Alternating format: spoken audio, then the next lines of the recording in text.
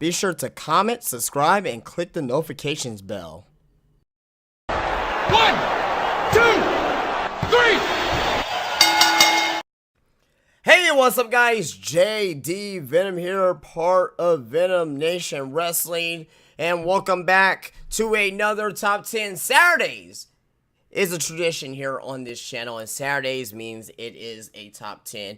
We're going to be going over the top 10 wrestlers who never ever became a world heavyweight champion in their career. If you guys are new to the channel, be sure to leave a thumbs up, subscribe to the channel, be sure to follow me on Twitter, and like my Facebook page, where both links are down below.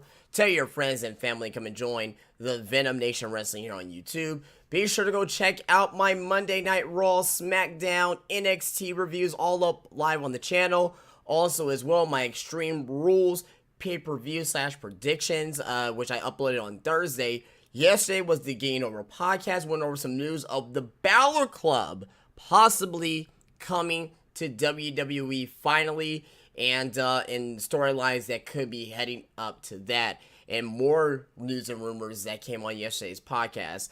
Today is the top 10 video here, and tomorrow is my Extreme, I was going to say Backlash for a second, but my Extreme Rules 2017 review. I will be going live as soon as the pay-per-view ends on YouTube.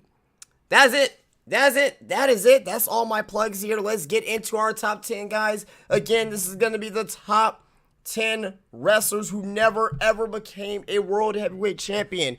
And the way I construct this top 10 is that if you were a world champion in WWF/WWE, WCW, TNA, the original ECW, so all the way up till 2001, okay, Ring of Honor, and I said NWA, AWA as well.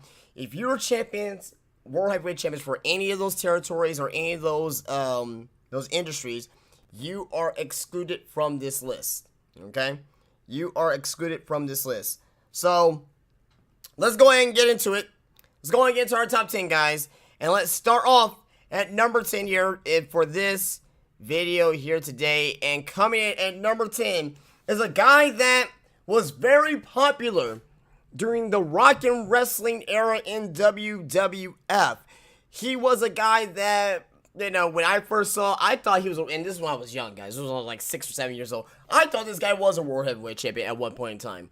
But the fact that he's ever won a title in WWF, and the fact that this guy was never really world heavyweight champion anywhere that he went, I understand why. That's why I have him at number 10. The Junkyard Dog. He comes in at number 10 for me now. Junkyard Dog had a gimmick that didn't really need a world title reign. Now, you'll be hearing that a lot here on this list about guys who never won the world title because they really had gimmicks that didn't really need world titles. But very, very popular. He was over as shit, you know, when he first came into the WWF. You know, it was you know, Hulk Hogan and probably Junkyard Dog and Jimmy Snuka as those top 3 as far as the most over faces in the WWF at the time. And Andre the Giant, of course, too. How can I forget about Andre? But, you know, he went up against Greg the Hammer Valentine at WrestleMania 1 for the Intercontinental Championship. He won by disqualification. Didn't win the title, though. Never won a title in WWF. He was in Mid-South as well. Never, and again, you know, for the sake of this list, you know, like I say, he didn't win a world title like in WCW, in the NWA, ECW. You know, he had a chance probably going to ECW in the earlier days as Eastern Championship Wrestling. But Junkyard Dog, very, very over, one of the most over wrestlers of all time, comes in at number 10 here as one of my top 10 wrestlers who never ever won a world title. Coming in at number 9 is a man that most of you guys may not know or may not remember. But he was a guy that was going to win the World Heavyweight Championship, the NWA World Heavyweight Championship. But tragically, his career got cut short. Still alive today, but his career got cut short due to an automobile accident. And, yeah, it is Magnum TA. Magnum TA comes in at number 9 for me here. Terry Allen, and this guy was, he was Sting before Sting came in. This was back in, NWA, back in 1984, 85, 86, when, actually before 86, it was actually 84, 85, when Magnum TA was, like, white hot, and he was, like, the number 1 babyface, basically, in the fucking territory. You know what I mean? Basically in the territory at the time, because this guy used to wrestle Ric Flair. Didn't win the world title, but he used to wrestle Ric Flair, and he was in line to win the World Heavyweight Championship. But again, his career got cut short. A very good wrestler. He had the look. He had the, he had the wrestling ability. He had the mic skills. He had everything. He was the total package, but his career got cut short due to, like I said, the automobile accident. If you have not seen any of his matches, I will say one match to definitely check out. I believe it was Starrcade 84, 85.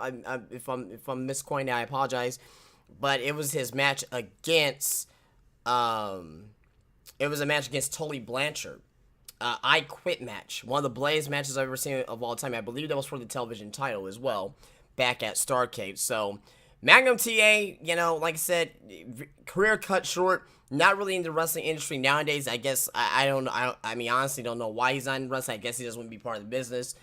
But he was part of the business for a little while after his accident. But I just think that, personally, this is just me personally thinking. I think because of his accident and him not having the ability to wrestle anymore really, really put a toll on him. And luckily, he's still alive today. Hopefully, this guy gets recognized one day into the WWE Hall of Fame.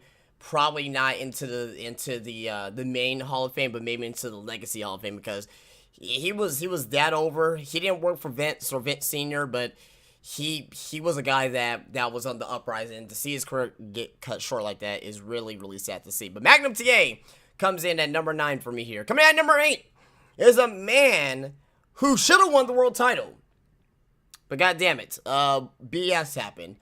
But a man who's now the World Heavyweight Champion in WWE, and no, I'm not talking about Brock Lesnar, I'm talking about Jinder Mahal. WWE is using the current Jinder Mahal gimmick that this man was using originally, and he was going to be the WWE Champion, but it did not happen because of a lot of BS that happened, and when he was on SmackDown. I'm talking about Muhammad Hassan. Yes, Muhammad Hassan comes in number 8 for me. Got the mic skills. Guy, it was decent in the ring. He definitely had the heat. He was a heat magnet. He was like talking about, he was obviously, from the Middle East, you know what I mean? He was Iraqi or Afghan or whatever it was, but he had the heat definitely for that particular time in America when 9/11 was still fresh in our minds, even though it was about 4 or 5 years after that. But he was supposed to win the WWE Championship, but The Undertaker, when he went up against The Undertaker in their feud, when he used to have like the mask man and the camouflage and the sweaters coming out to the ring, taking him out, who looked just alike like those guys that was in that video, beheading Americans overseas in the Middle East. Yeah, WWE really, really was in hot water after that, and they had to fire up Muhammad Hassan. And after that, Muhammad Hassan, he retired. But he was supposed to have a world heavyweight title run, and it just never happened. But now we have Jinder Mahal. Jinder Mahal's Indian, so I think it's a more PG version of Muhammad Hassan. Jinder Mahal's not talking about 9/11. He's not talking about any other tragedies that ever happened in American history. But Muhammad Hassan, very, very, very sad story. Even though, I'm saying like if he's dead or something, but it just kind of sucks that we never got to see him as World Heavyweight Champion, because it was gonna happen, but we just never got to that point. And he does come in at number 8 here for my top 10 wrestlers who never ever became a World Heavyweight Champion. Moving on to number 7 is a man who is still wrestling today. He's actually in WWE still. Never ever became a world champion. He recently came back to WWE a few months back. He was in WWE originally back in 2009. That's 8 years, guys. 8 years. And he will become a World Heavyweight Champion, especially in today's landscape where the titles are just hot potato, hot potato, hot potato. But he is one of the hottest things in NXT today. He is, a very, very talented wrestler. And he will become NXT champion this year. And I'm talking about Drew McIntyre, the chosen one, Drew McIntyre. This guy was supposed to be Vince McMahon's, chosen one. He was supposed to win the World Heavyweight Championship. It was destiny. Just like how Mr. Kennedy was supposed to win, the World Heavyweight Championship as well. But that never happened. That never ever happened. And it's good to see that he's back. That's why I have him low on this list. But I want to draw attention to, WWE, which may get it right with Drew McIntyre this time. Thank God for Triple H reaching out to him and getting him back into the company. But Drew McIntyre, phenomenal talent. He's definitely improved in the ring. He's definitely have the mic skills, and he has the presence as well. And he will become World Heavyweight Champion. It's going to be it's going to be evident. But I want to draw attention that Drew McIntyre, if he was not in WWE, if he never came back to WWE, this would have been such a tragic, not really a tragic, but such a huge missed opportunity from WWE. But Drew McIntyre, he's back in NXT now. He will become NXT champion sometime soon. He will become WWE champion, or Universal champion, whatever the fuck you want to call it. That will happen sooner rather than later over the next few years. So Drew McIntyre comes in at number 7. Coming in at number 6 is a man like Junkyard Dog who did not need the World Heavyweight Championship. He did not need the World Heavyweight Championship at all. But I want to recognize a man who was one of the best characters ever in wrestling, one of the best talkers in wrestling, one of the best minds ever in the professional wrestling business, and a guy that was recently inducted into the Hall of Fame over the past couple of years, Jake the Snake Roberts. Jake the Snake Roberts had a gimmick so over, he did not need a World Heavyweight Championship. He never won a championship in WWE or in WCW when he was there for a little bit too. So Jake Roberts, what else can you say about him that hasn't been said before? The promo work, his heel work, against Macho Man Randy Savage in the feud of the year in 1991.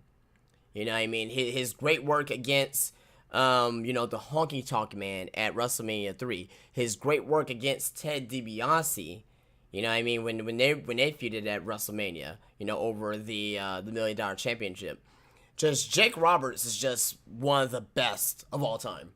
And the fact that they did not at least give him a world title shot, not a world title reign, but at least a world title shot in WWF on TV in a major feud. I know they used to do like those back like in the house show circuits all the time, Jake Roberts versus Macho Man for the WWF Championship, or Jake Roberts versus Hulk Hogan for the World Heavyweight Championship. But, we never got to see him have that feud on TV. And I believed at one point Jake Roberts was not necessarily supposed to get a world title reign, but supposed to be in a feud with a World Heavyweight Championship. But that never came out of anything there. But again, Jake Roberts, fantastic worker, fantastic wrestler, fantastic mind for the business, and he does come in at number 6 here on my list. Coming in at number 5 is a man that we were just talking about right now in the past for Jake Roberts here.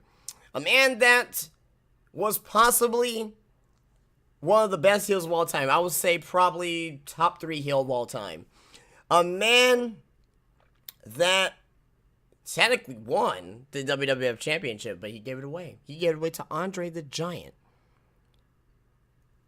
No, actually, Andre the Giant gave it away to him, actually, so what the fuck am I saying? I don't know what the fuck I'm talking about. It's Ted DiBiase. Why would Ted DiBiase give the title to Andre the Giant? I said that totally backwards, but Ted DiBiase,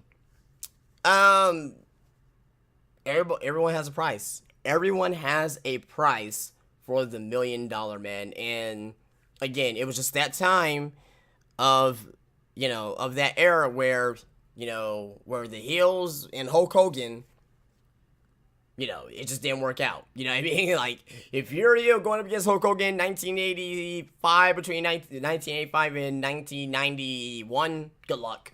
You know what I mean? Good luck, unless you're The Undertaker. Or Roddy Piper, because Roddy Piper never lost clean to Hogan. But yeah, Ted DiBiase, fantastic mic worker, one of the best of all time with a mic. He was slated to win the tournament at WrestleMania 4. He was slated to win the tournament at WrestleMania 4, but he wanted to have his own title. He thought that having his own title would be more important than winning the WWF Championship. So he made the $1 Million Championship. But that was the closest that Ted DiBiase ever became the WWF Champion, was in early 1988 to mid 1988, where Andre the Giant gave him the world title. Then we have the tournament for WrestleMania 4, and the rest is history, with Macho Man winning. But again, one of the best heels of all time. I mean, can you imagine Ted DiBiase with the WWF Championship with at least I won't say a year reign, but like an 8-month reign? That would have been awesome. That would have been awesome. Just finding any way to get out of his title shots, paying people off. It would have been great TV. But sad to say, we're never ever gonna see it. We can only think and hope and wonder on what will happen if Ted DiBiase will ever become the World Heavyweight Champion. But Ted DiBiase, the $1 Million Man, comes in at number 5 here for our top 10 wrestlers who never ever became a World Heavyweight Champion. Moving on to number 4. And at number 4 is a man that was part of the 4 Horsemen. I didn't actually have that planned out, but that just so happened to be that way. Number 4 is a man that well respected in the industry. One of the best workers ever. Very underrated. He was on my top 10 underrated wrestlers list. Arn Anderson. Of course, he was in the shadow of Ric Flair. Of course, he was a tag team wrestler. But you would have figured that maybe in the mid-90s in WCW, when guys were winning the titles like Hogan, like the Giant, like Savage and Flair and Sting, and you figured that Arn Anderson would have had at least one world title reign in there. He would have been a great champion. He had the look, he had the stature, he had the mind, he had the mouth for it as well. But we never saw it. We never saw it. We never ever saw it. And a lot of people will probably say, well, hey, he was really a tag team wrestler. We don't release him as a main eventer. But about half of these guys on his list, you can probably say about that. Junkyard Dog wasn't really a main eventer. He could have been the first Black World Heavyweight Champion in WWF history. I think Junkyard Dog could have been. I think he would have been the very first Black World Heavyweight Champion in WWF history, if given the opportunity, of course. And I think he could have ran with it. The first real Black World Heavyweight Champion. People consider Rock. I consider Rock too as black, but I'm talking about 100% black, no mix or whatever. That's just my opinion, but hey, to each of his own. You could have said, for guys like Jake Roberts, who didn't really need the world title.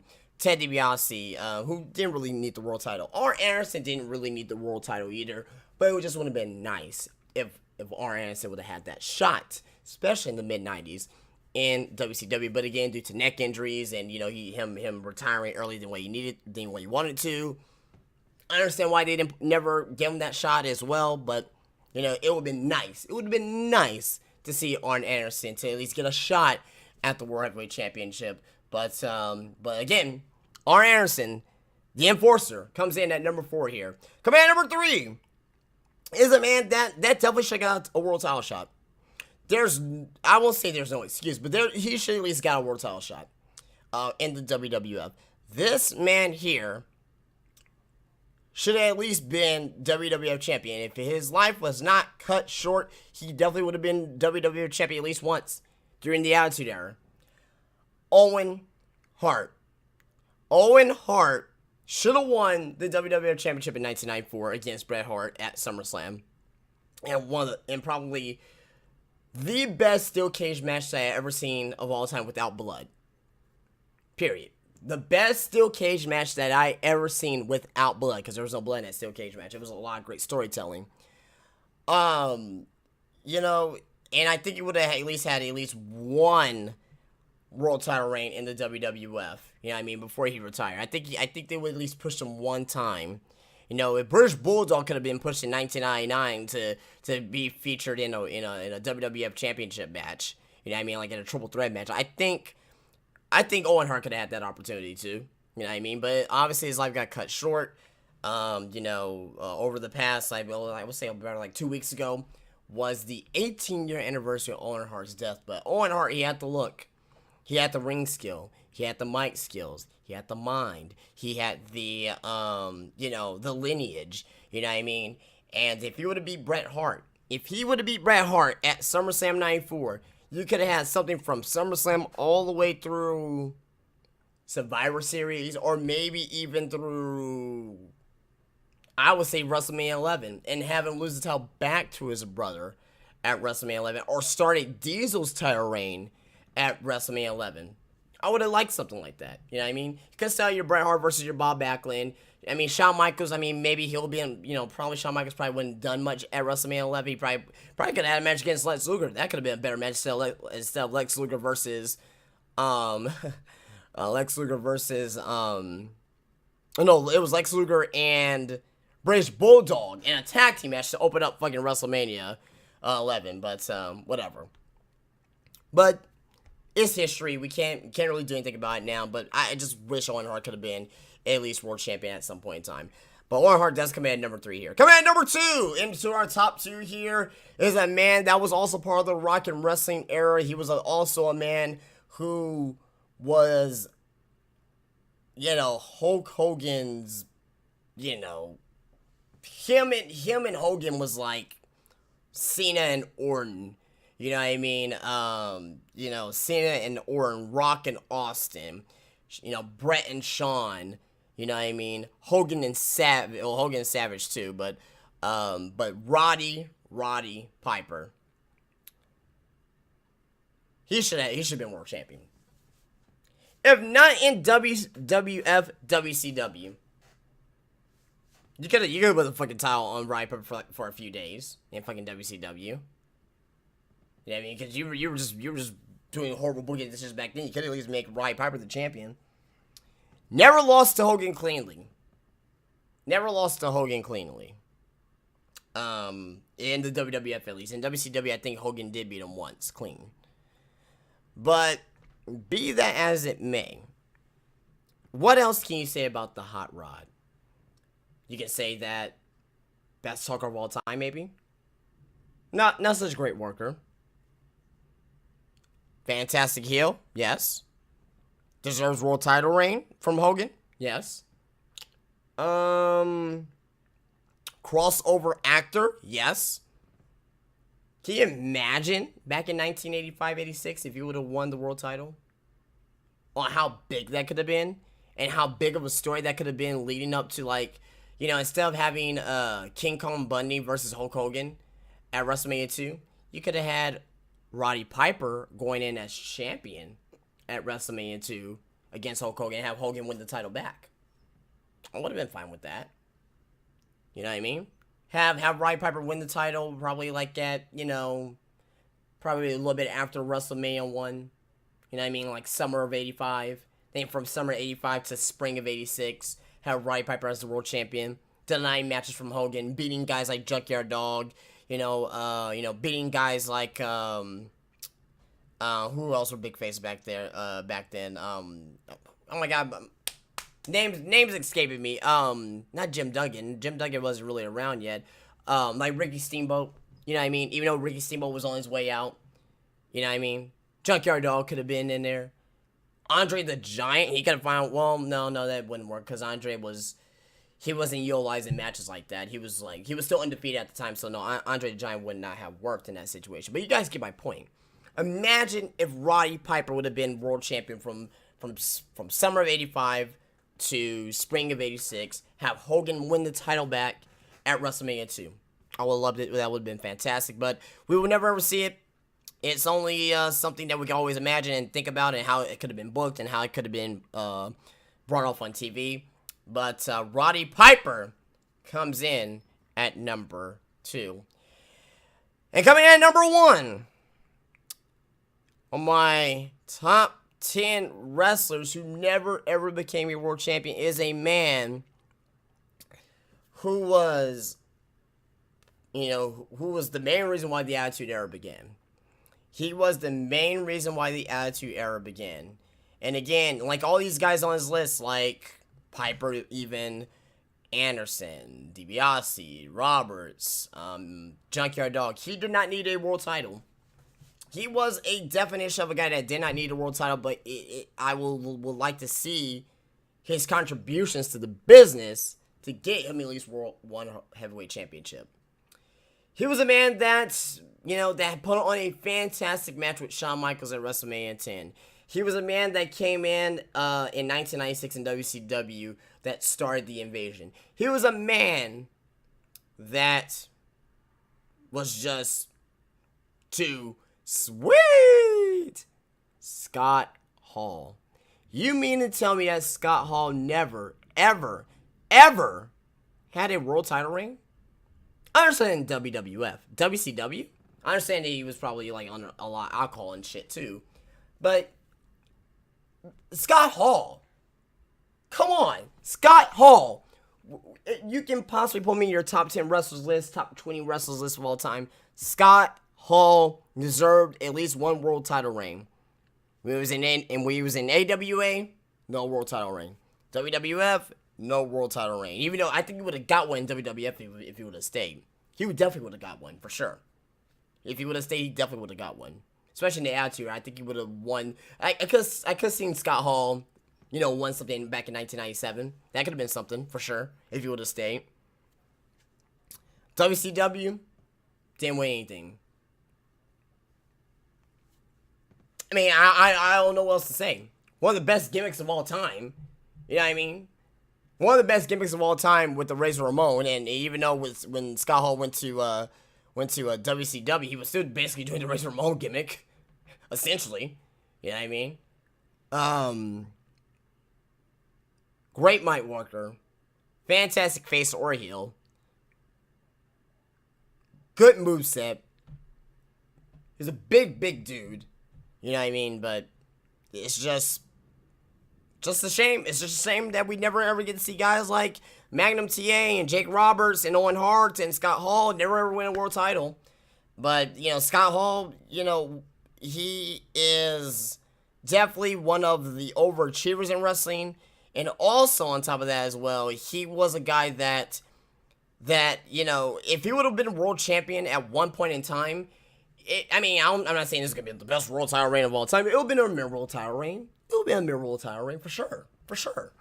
You know what I mean? But we would never ever get to see it.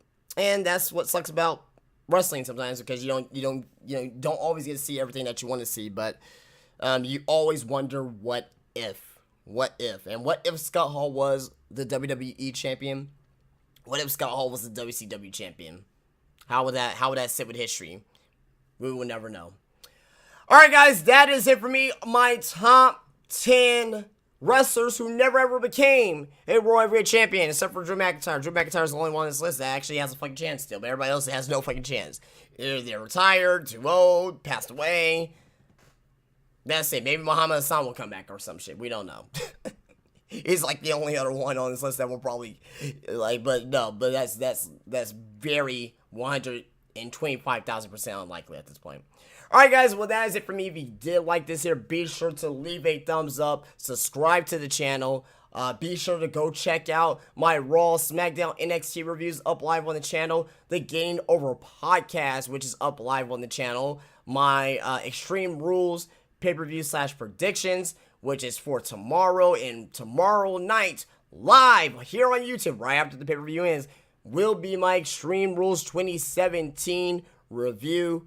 And that's it, guys. I hope you guys have a great day. I'll see you guys later. I'll see you guys tomorrow for my Extreme Rules pay-per-view review. Peace out.